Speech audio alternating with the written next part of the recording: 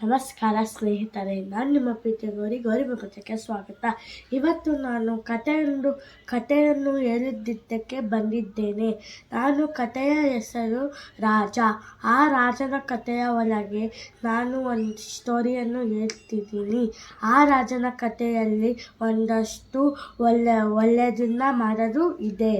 ಬನ್ನಿ ಸ್ಟಾರ್ಟ್ ಮಾಡೋಣ. ಒಂದು ಊರಿನಲ್ಲಿ ಒಬ್ಬ ರಾಜ ಇದ್ದ. ಆ ರಾಜನ ಹೆಸರು ರಾಮ. ಆ ರಾಜನ ಹೆಸರು ರಾಮ. ರಾಮ ಏನು ಮಾಡ್ತಿದ್ದ, ಅವನಿಗೆ ಒಂದು ದೊಡ್ಡ ಮನೆ ಇತ್ತು. ಅವನು ಒಬ್ಬನೇ ಇದ್ದ. ಅವಾಗೇನಾಯಿತು, ಒಮ್ಮೊಮ್ಮೆ ರಾಜನಿಗೆ ಕೆಟ್ಟ ಕನಸನ್ನು ಬಿದ್ದಿತ್ತು. ಆಮೇಲೆ ದೇವತಲ್ಲಿ ಹೋಗಿ ಬೇಡ್ಕೊಂಡ, ದೇವರೇ ರಾತ್ರಿ ನನಗೆ ಯಾವಾಗಲೂ ಕೆಟ್ಟ ಕನಸನ್ನು ಬೀಳುತ್ತಿದ್ದೇನೆ.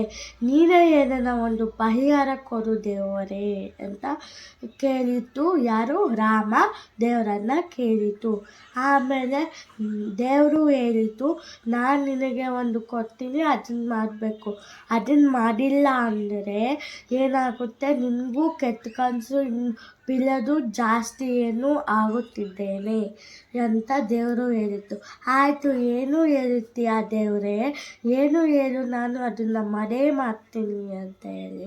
ಆವಾಗ ದೇವರು ಹೇಳಿತು, ಸೀತನ್ನ ಮದುವೆ ಆಗು. ಆಯಿತು ದೇವರೇ ಅಂತ ರಾಮ ಹೇಳ್ದ. ಆವಾಗ ಸೀತನ ಮದುವೆ ಆಗಿದ್ಮೇಲೆ ದೇವತಲ್ಲಿ ಬೇಡ್ಕೊಂಡ, ದೇವರೇ ನಾನು ಸೀತನ ಮದುವೆ ಆಗಿದ್ದೇನೆ. ರಾತ್ರಿ ನನಗೆ ಕೆಟ್ಟ ಕನಸನ್ನು ಬೀಳೋ ಹಾಗಿಲ್ಲ, ಹೇಳು ದೇವರೇ. ಇಲ್ಲ ರಾಮ, ರಾತ್ರಿ ನಿನಗೆ ಕೆಟ್ಟ ಕನಸು ಬೀಳೋದೇ ಇಲ್ಲ ಎಂದು ದೇವರು ಹೇಳಿತು. ರಾತ್ರಿ ಮತ್ತೆ ಸೀತಾ ಮತ್ತು ರಾಮ್ ಮಕ್ಕಂಡಾಗ ಒಂದಷ್ಟು ಶಬ್ದವಂತೂ ಬಂತು.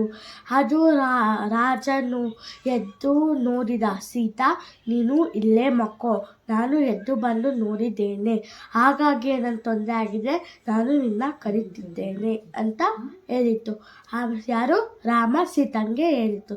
ಸೀತೆ ಏನಾದ್ರು, ಆಯಿತು ರಾಮ, ಆಯಿತು, ನಾನು ಇಲ್ಲೇ ಇರ್ತೀನಿ, ಏನಾರ ಇದು ಆದರೆ ನಾನು ಬರ್ತೀನಿ ಅಂತೇಳಿ. ಆವಾಗ ರಾಮ ಹೋದ ಕೆಳಗಡೆ.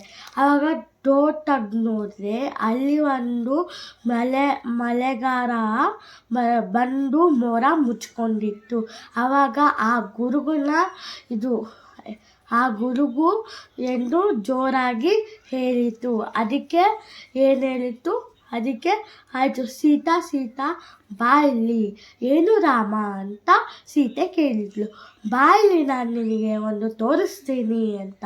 ಆವಾಗ ರಾಣಿ ಬಂದು ನೋಡಿದ್ದು, ಅಲ್ಲಿ ಮಳೆ ಬರ್ತಾ ಇದೆ, ಮೋಡ ತುಂಬಿಕೊಂಡಿದೆ ಅಂತ. ಆಮೇಲೆ ನೋಡಿದರೆ ತುಂಬ ಗುಡುಗು ಸಿಡಿದು ಎಲ್ಲ ಇತ್ತು. ಅದಕ್ಕೆ ಏನು ಮಾಡಿದ್ಲು, ಆಮೇಲೆ ದೇವತಲ್ಲಿ ಬೇಡ್ಕೊಂಡಿದ್ಲು, ನನಗೆ ಕೆಟ್ಟ ಕನಸನ್ನು ಬೀಳೋ ಆಗಿಲ್ಲ ಅಂತ ದೇವರೇ ನೀನೇ ಹೇಳ್ದಿ ಅಂತೇಳಿ ರಾಮ ದೇವರಿಗೆ ಹೇಳ್ದ. ಆವಾಗ ದೇವರು ಏನು ಹೇಳಿತು, ಏಕೆ ಅಂದರೆ ನಿನಗೆ ಕೆಟ್ಟ ಕನಸು ಬೀಳಬಾರ್ದಂದರೆ ಏನು ಮಾಡಬೇಕು, ಸೀತನ್ನ ಮದುವೆ ಆಗಂದರೆ ಮಾಡಿ. ಆಮೇಲೆ ರಾತ್ರಿ ಹೊತ್ತು ನೋಡಿದ್ರೆ ಈ ಥರ ಬಂದಿದೆ. ಅದಕ್ಕೆ ದೇವರು ಒಂದು ಪರಿಹಾರ ಕೊಟ್ಟ.